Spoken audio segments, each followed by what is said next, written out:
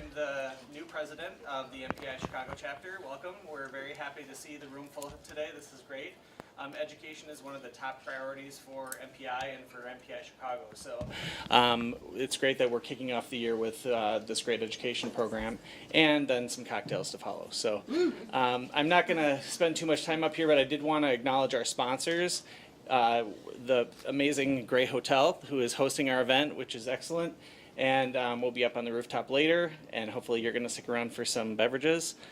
And then Tampa Bay Convention Bureau, which they're a supporter of ours, and we're very grateful for them, and Kalahari Resort. So let's give them a hand for all their support.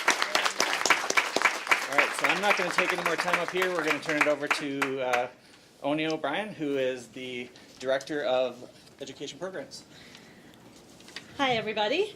What a way to spend a Tuesday afternoon, learning and drinking, with some of our faves in the room. So, Greg Wursler, CMZ Chicago, be here. For the next 6 minutes and 40 seconds, try not tweeting, snapping, Facebooking, linking, insting, or candy crushing. Try not to check texts, emails, or the cup score. I know you can do it. You can take 6 minutes and 40 seconds to be in this room at this time with this fabulous speaker. He has some sunsets to show you. Greg, welcome and thank you. Thank you. All right. And you didn't start me off, so I have extra time. How am I going to use it? All right, so this is the sunset that started it all. September 3rd, 2016. I didn't know it at the time, but this was the first in 100 consecutive pictures of the sunset that I would post to social media. All I knew at the time was I might stay here. And in some ways I did. So when I would tell people that I was taking 100 pictures of the sunset, they would ask, where are you doing this from? And it was mostly whatever random parking garage I could find at sunset time. Sometimes in the middle of a street, in the middle of a bridge downtown, from the train platform. But my favorite spot was the parking garage of my local grocery store, Tony's. I was worried that people would ask me to leave or look at me strange. But one time, the grocery cart guy at Tony's actually took pictures with me. And another time, a little girl broke away from her family for a moment and said, "It's beautiful." And I told her, "It happens every night." Another question that people ask me is, what do you do when it's cloudy? Well, sometimes there's a break in the clouds. Otherwise, I would try to take a picture of something else beautiful. Because one thing I knew this was about was choosing beauty, choosing to see beauty. What I wasn't quite clear yet on, and no one asked me, is why? Maybe they already knew for themselves. Maybe they just thought I was crazy and was better left off on my own devices. But what it became about was forcing myself to be in a moment, forcing myself to watch the sky change as the sun set. That's right, mindfulness. A word that no doubt will strike fear in the hearts of many of you in this room, because it takes up meditation and yoga, takes up time to get things done. So perhaps we'll change the term. Perhaps we'll use single tasking. Better?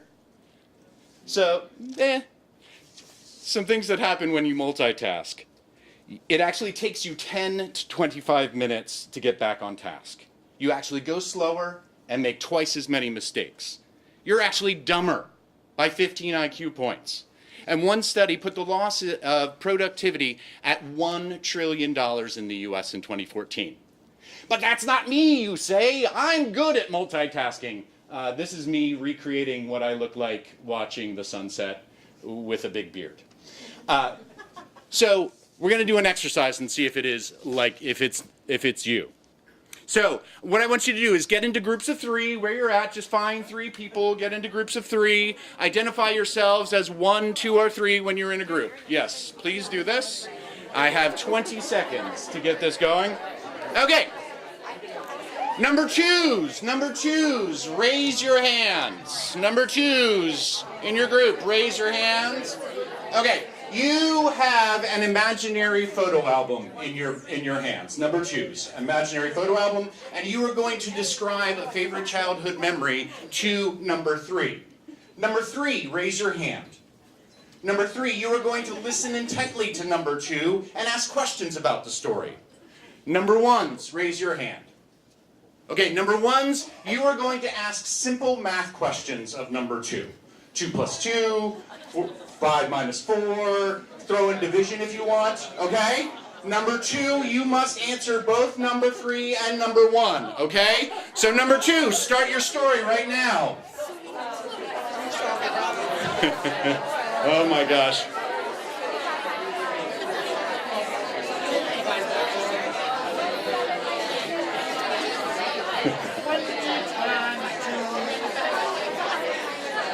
Okay. Just as I thought it was going to, it took way too long. So, how'd that go? How was your accuracy? Accuracy, not so great? On either telling your story or the math problems? How was your engagement in that story? Not so great. All right, real quick, I want to try another exercise. We're going to start right down here with these 3 ladies. What you're going to do, you're going to turn to the person next to you, and the 2 of you are going to try to clap at the same time, okay? You're going to do it, and you're going to do it as well. Then when you clap at the same time, we're going to pass it all the way down this row, okay?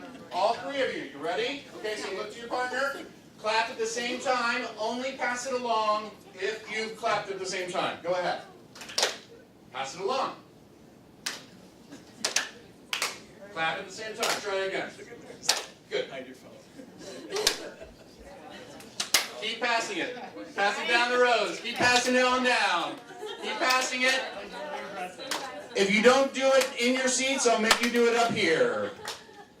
Just pass it, pass. Once you clap, pass. Once you clap, pass. Row 1 gets it. Okay. My presentation is over. That went about as well as I expected. It's actually not over. So some things that you can do. There are benefits to being in the moment. You increase your collaboration. You increase your productivity. You reduce your stress level. The goal of that last one, that last exercise, was to get you in a moment. Something you can do is schedule a walk. I know you're going to hate that. Schedule a 10-minute walk, but don't schedule it to think about work. Schedule it to listen to your breathing. Schedule it to find something in that walk that you hadn't found the day before. Schedule it to take a picture of the sunset. Be in a moment. This is all about being open and open attention. That doesn't mean that you clear your mind completely. That doesn't mean that you ignore everything else that's happening around you. Sometimes the show is to the east, so be open to that. And my favorite quote that sums this up, and I urge you to please notice when you are happy and exclaim or murmur or think at some point, if this isn't nice, I don't know what is. It's Kurt Vonnegut. So I do work for a place that makes up things for a living, so I thought I would provide my bibliography. The facts that went by were actually researched. Thank you very much for your time, and if this isn't nice, I don't know what is.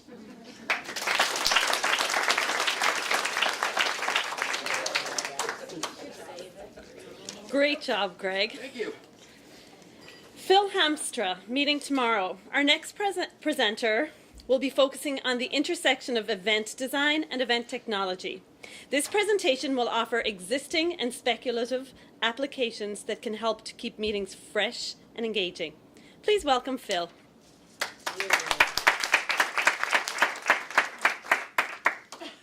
Oh, it started. Okay, hi, I'm Phil. I work at Meeting Tomorrow, where we do AV and stuff. I am in charge of strategic initiatives, which sounds exactly like it is, which means that I get to do whatever I want all day. And one of those things is product development, right? And to inform those things, I'm constantly looking out in the world to try to find new and interesting things out there. So what I think is interesting is when you look at BizBash or something like that, you'll see they have an event technology section and they have an event design section. Those are the same thing to me, as far as I can tell. So I like to kind of work at the intersection there and look at things that people can actually use, right? Look at things that we might be able to use in our meetings tomorrow. Get a pond meeting tomorrow. That's the company I work for. Great times, right? So if we pull out the old, adoption of innovation curve, where I like to be is kind of right after the early majority gets there. That's what I want to talk about today. Not kind of trends. I get booked to talk about trends in the meetings industry. I prefer to talk about like actual solutions. So I'm going to rapid fire you a bunch of solutions that you may or may not know. So for second screen stuff, this is like when you're at home playing Candy Crush and watching TV, that's your second screen. And we try to do these at meetings. We try to get people to engage on them, but really, if your presentation is not that much more interesting than TV, they're probably just going to play Candy Crush, right? So what can we do to make it more like kind of what AMC does, right? We're actually interacting with The Walking Dead, which is like they have really, really gross ways that they do this, like who's going to get killed next or something like that. I don't know how to do it, but it's really engaging because you don't look at Candy Crush or your email, you're like right in there. So the 3 simple rules are give them something different than what's just up on the slides, right? The second is let them go at their own pace. And the third is make sure that they have a chance to actually interact and ask a question. These are all very good second screen applications. If you're doing a virtual event, all of these will integrate into your platform at some level. I like Slido a lot right now. I'm like on the Slido train. These are all good ones that all have similar things. Okay, next trend. We used to call this meeting planning. I don't know why it ever got called meeting planning. As long as I've been working in this industry, it's really just event strategy, right? We have to come up with objectives. We have to meet those objectives. We're not really just checking boxes and doing stuff. We're actually becoming strategists. So how do we think strategically? Well, we've got to start with where we want to get to, and then we've got to get there. And a tool that I really like is the Event Canvas. You guys know Event Canvas? Anyone in here, right? So Event Canvas, if you don't know about it, is invented, I think, by a Scottish dude. It's a lot of different ways to think about what your meeting can be. What I love about it is that it focuses on the transformational aspects. What are you going to start with in terms of behavior, and what are you going to end with? When I use this for collaboration, it ends up looking at something like this, where I'm kind of filling in all these boxes, trying to understand what attendees are going to do, or what's happening interestingly. Also, as planners or professionals, you may sometimes have to collaborate with non-linear people like me, and you may like to be kind of linear and checklisty.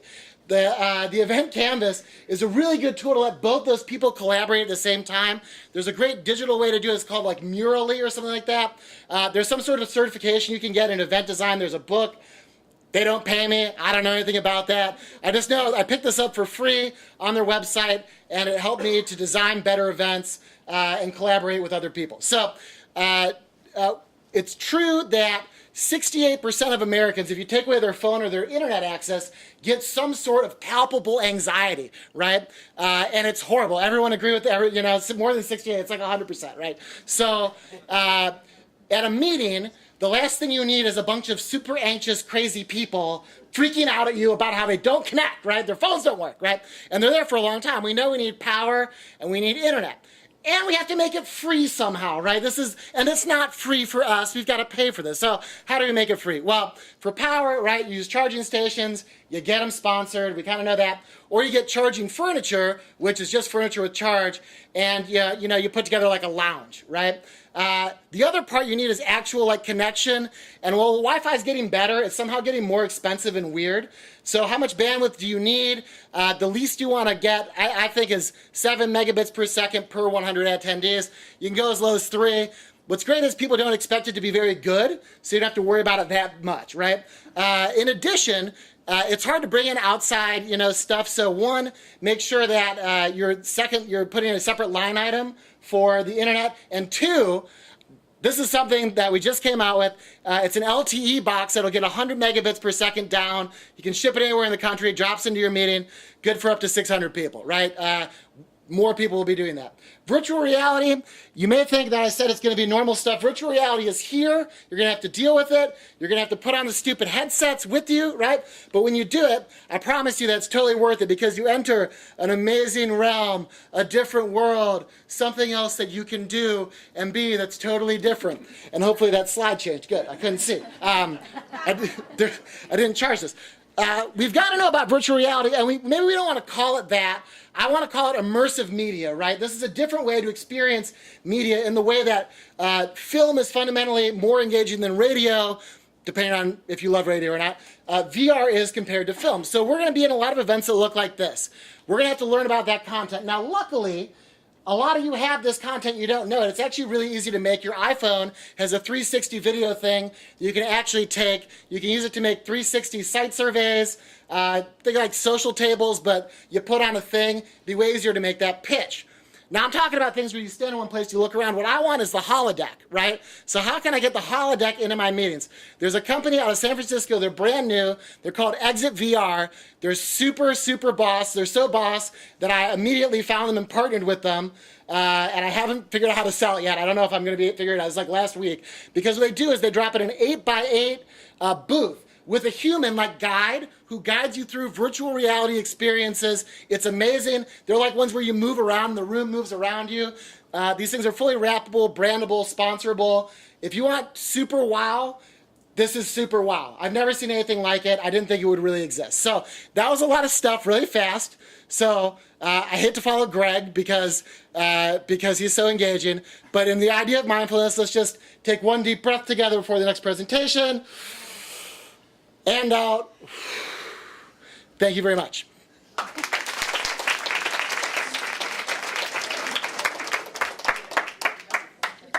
Great job, Phil. Did you take a breath? No. Not till the end. This next presentation will discuss retention and productivity hacks from a hospitality sales manager who successfully worked remotely in Southeast Asia. Please welcome from Summit, Chicago, Sasha Suk.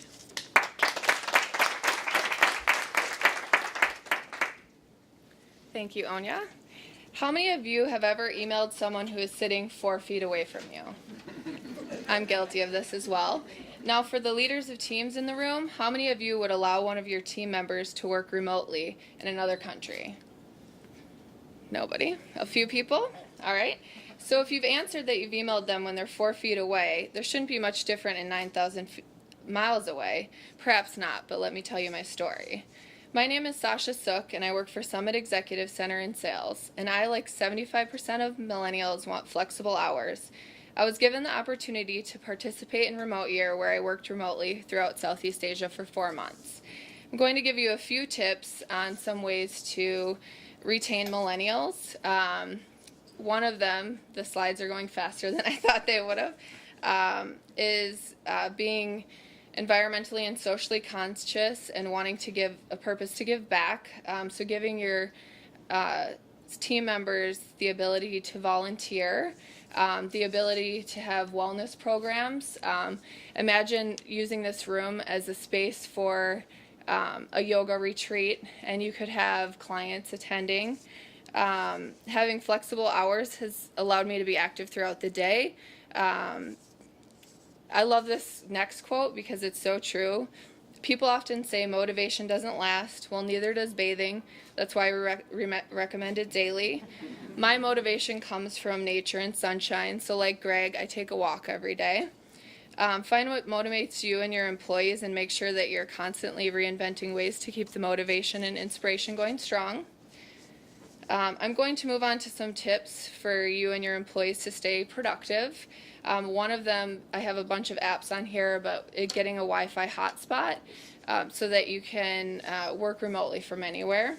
And then my inbox every day before I leave work, this is what it looks like. I'm responding to hundreds of emails a day.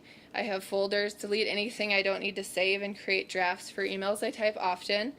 Having this sort of organization will never let anything slip through the cracks and keeps your to-do list very short. If you have a task that is very mundane, I typically like to create ways to make it easier. So I have a client that has 700 meetings per year, and I have to take all of their meetings, put it into an Excel spreadsheet, and then upload it for contracts. So I have created a software system that can create that separately. And then another thing that I like to do is create recurring calendar invites for things that I do every month. For example, thank you notes. I do those each month. So if you take time to schedule time for that, you'll be able to do that. I also create office hours so that I'm not constantly responding to emails all day. So if you have certain office hours during the day that you want to do maybe a project from 3 to 5, create office hours where you're actually responding to your emails. You can also create times that you're going to take conference calls. There's this website called Time and Date where you put in the times that you're available, as well as when, if you're working with anyone from other countries, you can have the same time zones, and then you're not on different times.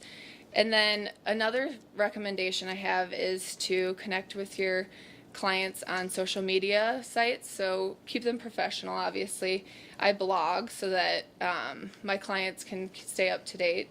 And it's obviously easier to work with your clients if you do have a more personal connection. If you're traveling a lot for work, I recommend getting TSA PreCheck and Global Entry. TSA PreCheck and Global Entry will allow you to get in and out of the country faster. And then I also recommend getting Priority Pass so that you can work, they have Wi-Fi so that you can work remotely from there. And then I hope this gave you some tips. I can give you more. It went a lot faster than I thought. So, all right, thank you.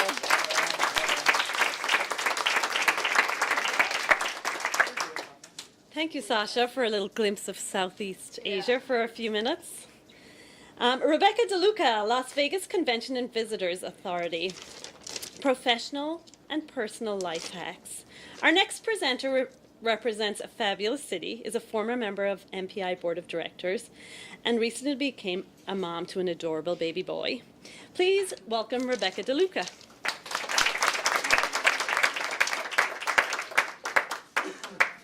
Thank you. Hi, everybody. As Onya mentioned, I'm Rebecca DeLuca, and I represent the fabulous city of Las Vegas. We are all busy, and as we get older, life gets busier. We have more work responsibilities, we commit to more social activities, and big life things happen. For me, 6 months ago, life changed when I became a mom to that baby boy. It really made me reevaluate my time and what I was doing with that time, and it wanted to make me be more efficient. So this presentation is meant to inspire you to think differently about your everyday tasks. The next slide. So the first thing that I'm going to talk about is business cards. We all have them floating around in stacks and stacks. And who actually organizes those business cards? For me, I chose to organize my business cards based on my business function. So my sales market is a geographic location. So I organize my business cards based on states. So when I'm going to St. Louis, I grab the Missouri stack, and then I can look at my clients that are based there. If you're a planner, maybe you do it based on industry. So a hotel salesperson in whatever state, or a DMC in whatever state.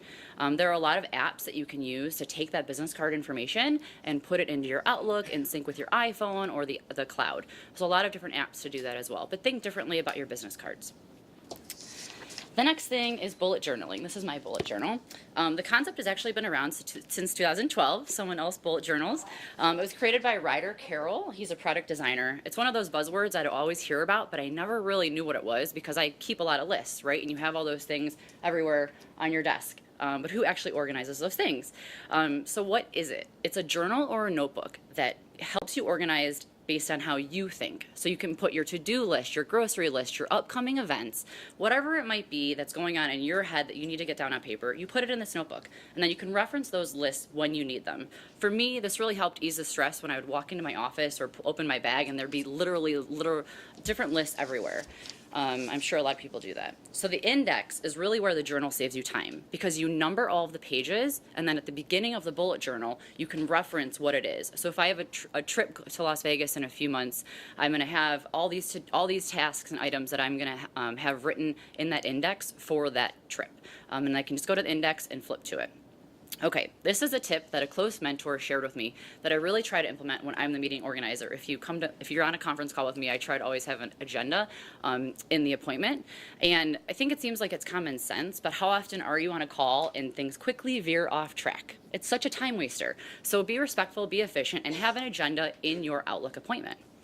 All right, smartsheet.com. So there's a lot of shared workspaces that people use that you're familiar with. Smartsheet is actually used by the MPI Board of Directors and the MPI committees when we're planning chapter activities.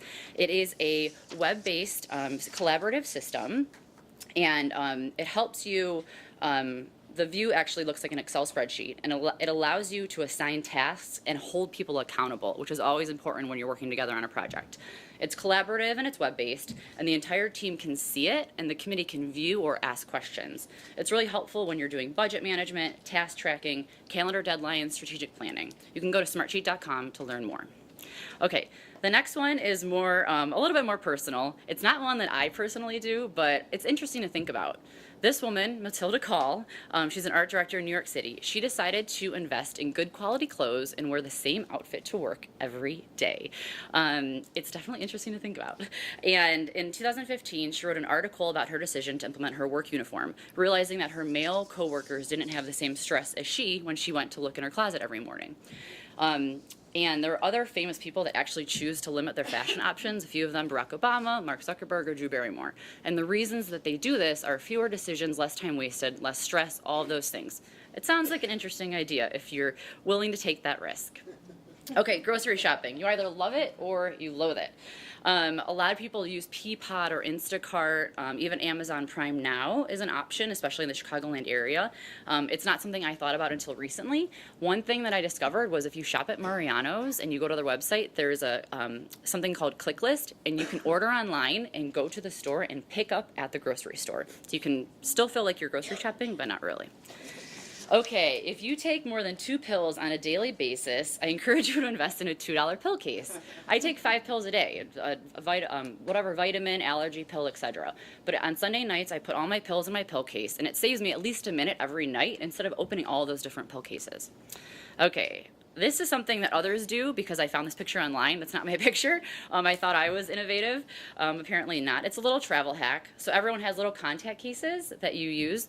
Those are the perfect size for products when you're traveling overnight for 1 or 2 day trips, or your favorite lotion or hair product, and they easily fit into TSA approved little baggies when you're going through the airport. Breakfast. It's the most important meal of the day, but it can be stressful trying to actually figure out something quick and easy to eat. I personally meal prep my breakfast on Sunday and Wednesday nights. This is actually something I do. I pull out my Tupperware containers, put oats, almond milk, berries, my extras like chia seed in there, and then the next morning I can easily just grab that container on my way out the door. There's a website, www.greatestist.com, that with other 19 meals on the go. A lot of people meal prep. For me, it just really helped to save a few seconds every day.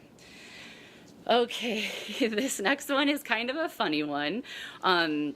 That in talking to some friends, it can actually be a cause for debate if you or your spouse are OCD.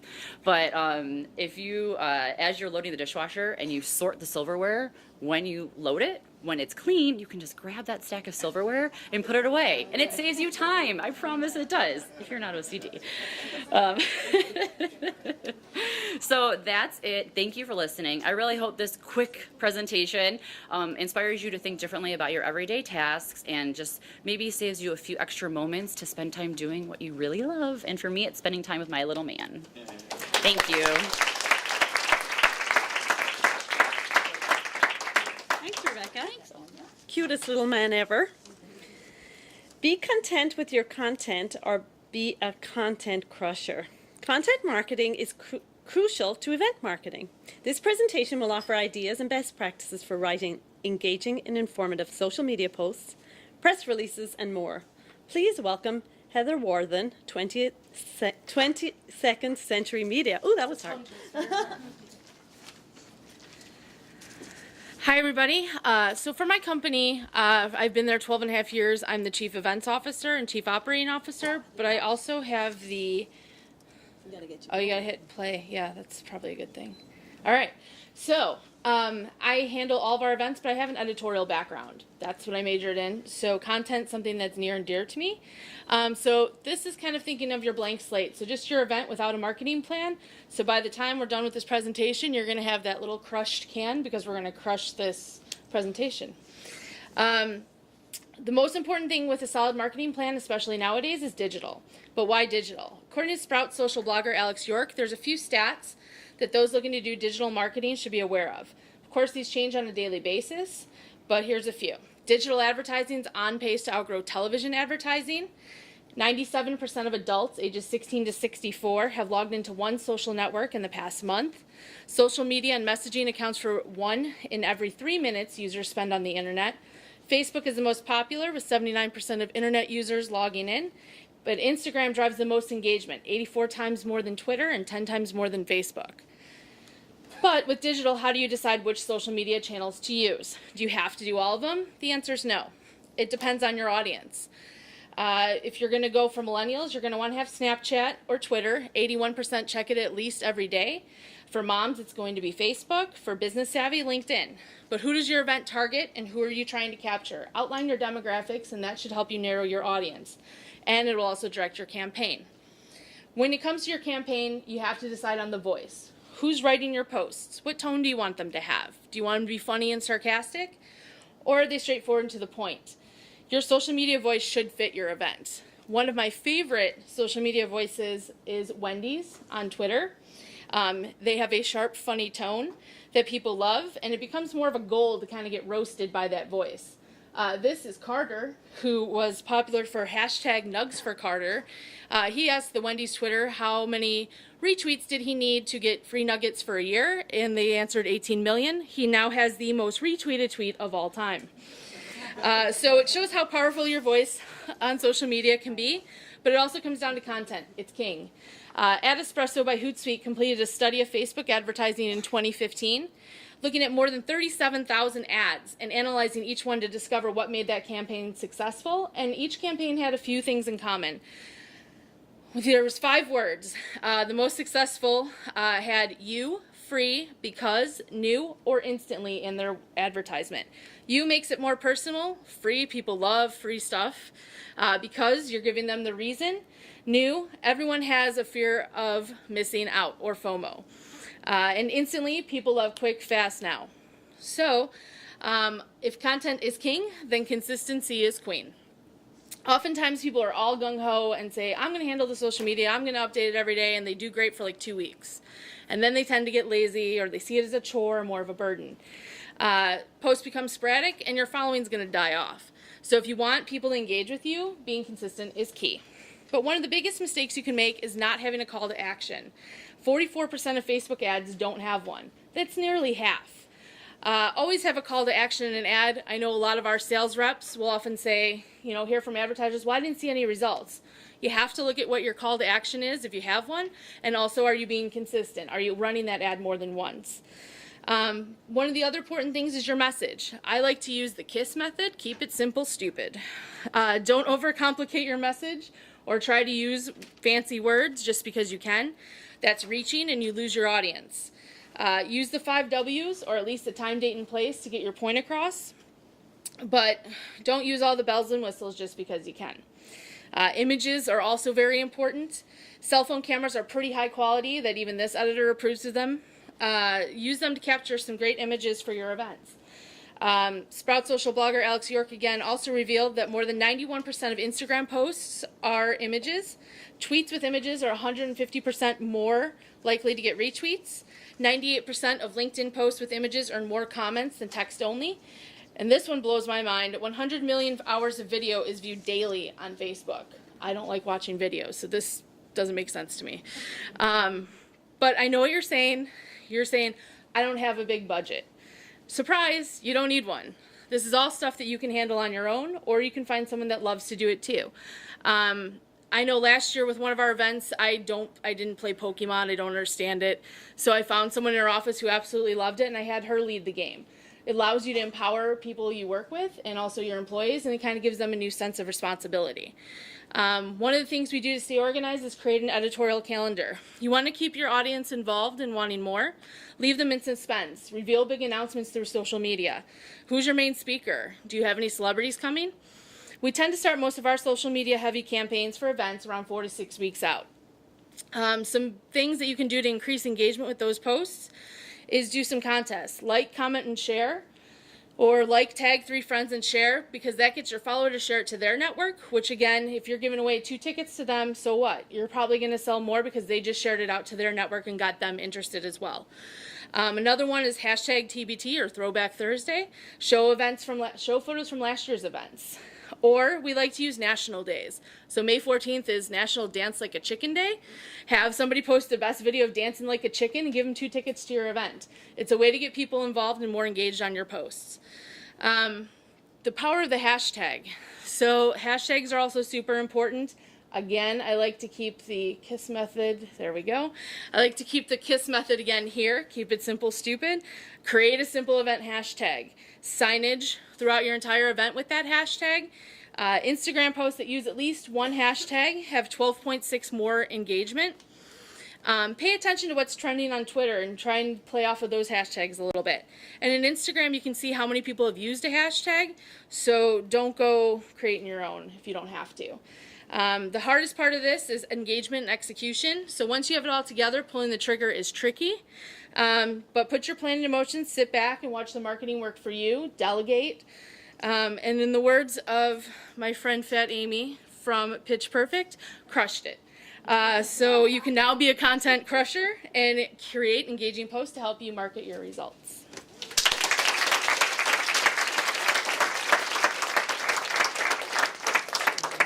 Crushed it, Heather. Great job. Bill Kubiak, Freeman AV. Look out below. Are the people doing the rigging at your event qualified? Learn what you need to know to keep your attendees safe in our next presentation by Bill Kubiak. Thanks, Bill.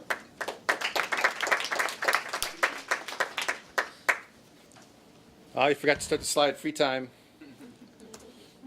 All right. My name is Bill Kubiak, CSCP. I've been in the audiovisual production and event industry for over 30 years now. This is where you say, boy, Bill, you don't look that old. You look great. Thank you very much. But over the years, event safety is something that we hear a lot of and we talk a lot about.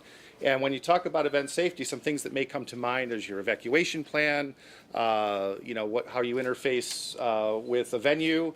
Perhaps you're dealing with some local or federal authorities. That may be what you think of. You're dealing with local police or fire or Homeland Security, depending on who your attendees are and the size and scope and scale and location of your event. So that may be what event security means to you.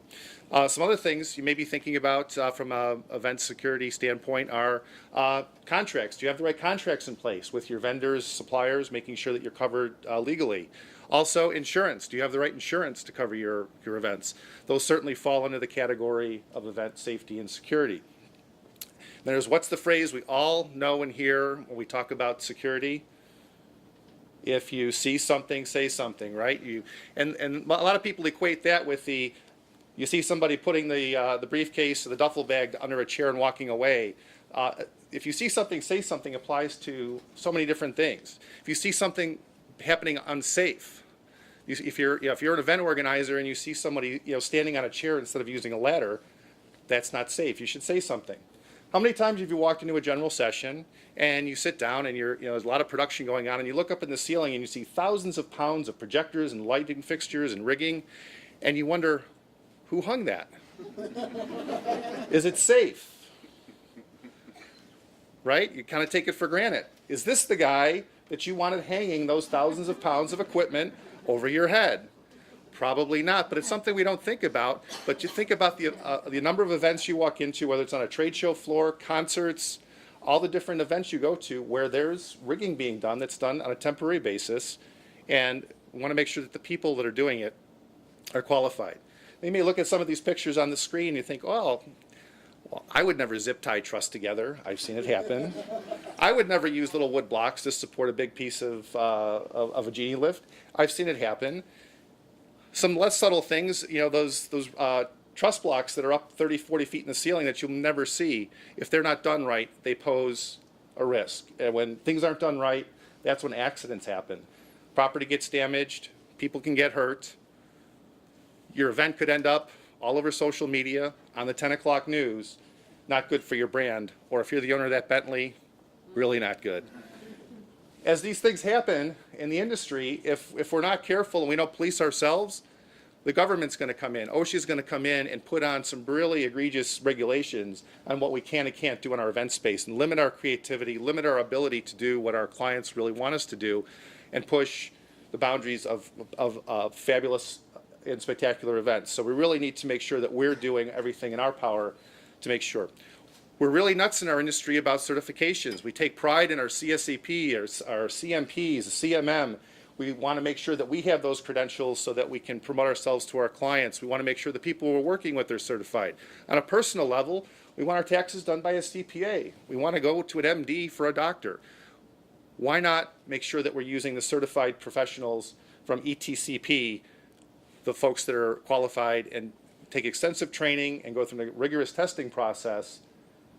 Those are the folks that are doing that should be doing the rigging and any overhead work being done. I'd encourage you to check out the website for ETCP. It's a great resource to learn more about the testing and certification process these professionals have to go through to make sure your events are being done safely. If you're going, depending on the part of the country you're going to, there's a link where you can find a certified technician. So if the vendors you're not working with don't have this, make sure you share it with them, and make sure that the people that you're working with have the certifications. These are the folks that are going to look at the building shell of where you're going, making sure that they're looking at the rating of the rig points in the venue, and then designing the production diagram that's going to fit within the scope of that physically can be done based on the load points in the building. It's not just, oh, that looks good, I'm going to hang something there. There's really a science behind it. Why? Why is the question I ask myself? Why do not all venues require the people doing rigging in their building to be certified? You'd be shocked to find out most convention centers, most venues do not require certified riggers to do the work in their building. So start asking that question when you're putting out your RFPs and talking to your venues. These people are also going to make sure, the other part of that is making sure that the diagrams that the building has that shows these weight limits are being reviewed by a certified structural engineer, so that the weight limits that they're saying are legitimate and those diagrams are certified. Because at the end of the day, we get pressed as technology changes and advances, we're asked to do more and more and produce more spectacular events. And a lot of that requires the use of overhead rigging. Even from an entertainment standpoint, how many events have you been to where there's a Cirque type act where we actually have people suspended overhead? We certainly want to make sure that those people are being done, supported in a safe fashion. We're also asked to do so much in compressed time frames. Time frames shorten up. Time is money. So we want to make sure that the people doing the work are qualified, because as we do things fast, that's when accidents can happen. So we want to make sure we've got the right people on the crew doing the job. Breathe. Okay. Question mark. Question. I want you to be asking questions. Again, when you go to a venue, ask, do you have rated diagrams, structural engineer diagrams that I can give to my vendors? Talk to your vendors. Do they have someone that's ETC certified on their staff that is putting together accurate diagrams? Because in the end, it's incumbent on us all as event professionals to make sure that we're providing a safe environment for our attendees and participants. Because as we produce more spectacular events, that's good for our industry. The size and scope of what we do grows, and that benefits us all. So let's always remember to keep safety first. And I thank you for your time this afternoon.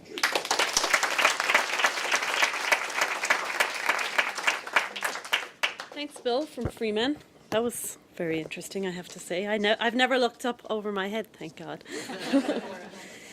Megan Palm, International Meeting Planning. Let's welcome Megan Palm as she will be presenting on international meetings, touching on sourcing, negotiating, differences, language translation barriers, security travel, and other best practices. Megan?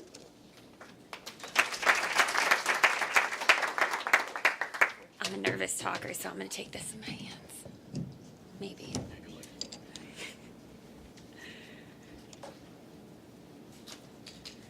All right. So since we're with MPI, how many people in here deal with international meetings?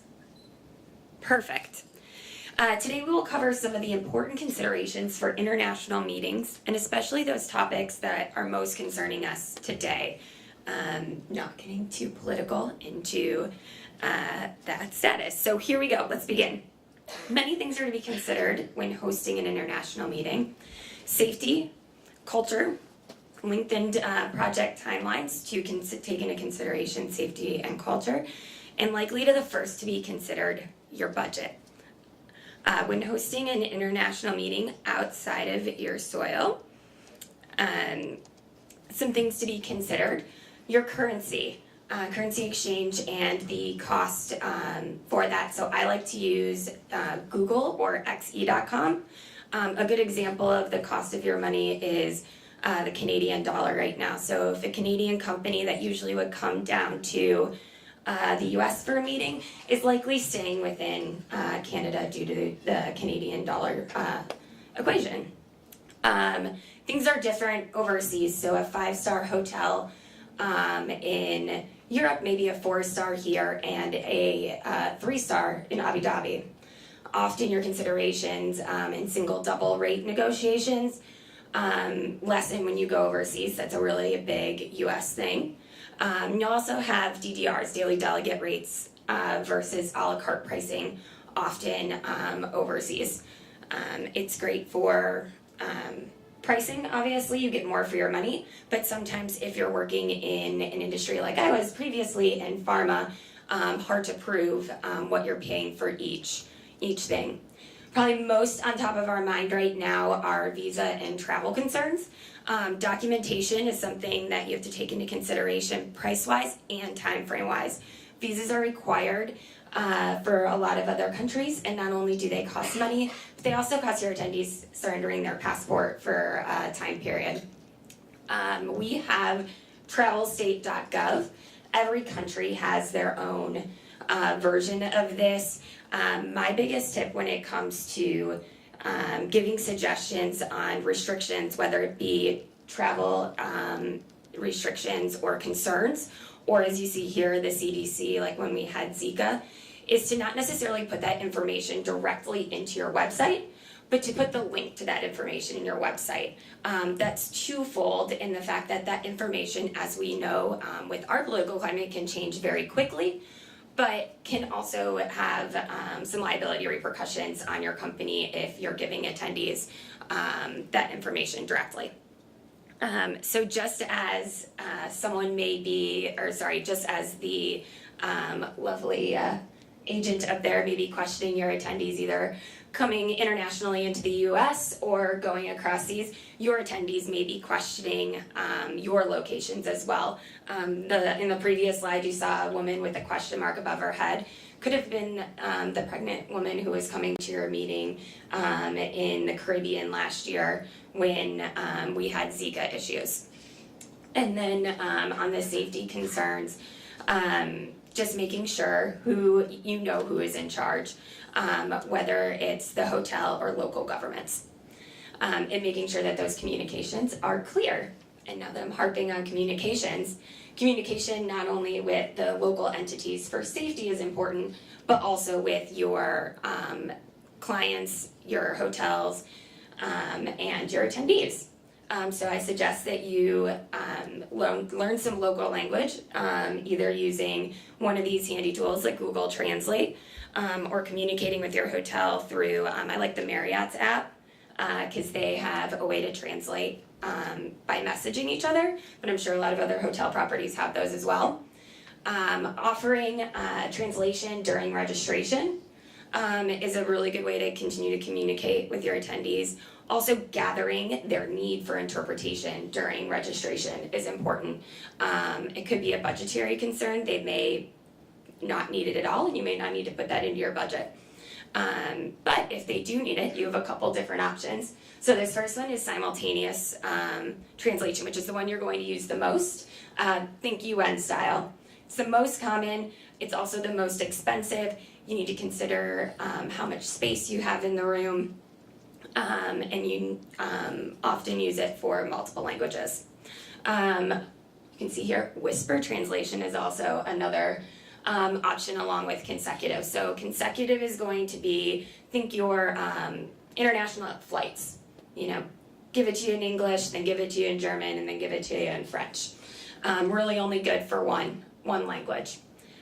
Whisper, as you can tell, is seated next to someone else. So with all of this and the things considered, you need to make sure that you're agenda planning well. So take into consideration not only the needs for translation, because you'll have multiple people in the room, but take into consideration your attendees' culture. A lot of people eat later than us. In the Japanese culture, they have a hierarchy to their presentation. So the most senior person will not open the meeting, they will close the meeting, and everyone is expected to stay for the entire meeting. In LATAM, you know, time is just time, and they're gonna do their own thing. So with all those things considered, you also want to bring in the local culture. My favorite way to bring it in is through the food.